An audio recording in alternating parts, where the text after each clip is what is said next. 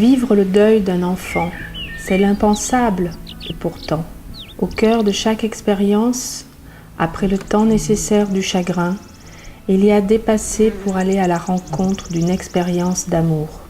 Quel que soit l'âge et quelles que soient les circonstances d'un décès précoce, le retour d'un enfant dans l'au-delà est aussi une expérience qui apporte une connaissance au monde des vivants. Comment comprendre ces étapes? Comment évolue l'âme d'un enfant décédé? Quels enseignements peut-on recevoir?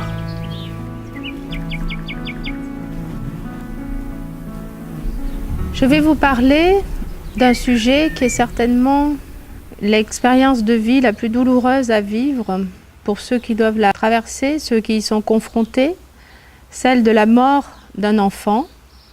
Et je voudrais qu'aujourd'hui on porte un autre regard sur la mort des enfants. C'est quelque chose qui est parmi les plus difficiles à vivre dans le parcours d'expérience de parents.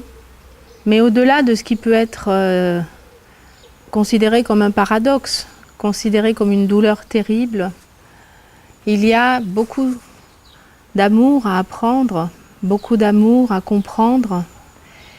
Et il y a des expériences qui sont des enseignements pour tout un chacun dans la vie, même si l'on n'a pas traversé cette épreuve-là, car les enfants qui partent dans l'au-delà, qui ont une vie assez courte sur cette terre et qui repartent dans l'invisible et dans le domaine de la lumière, ont beaucoup à nous apprendre.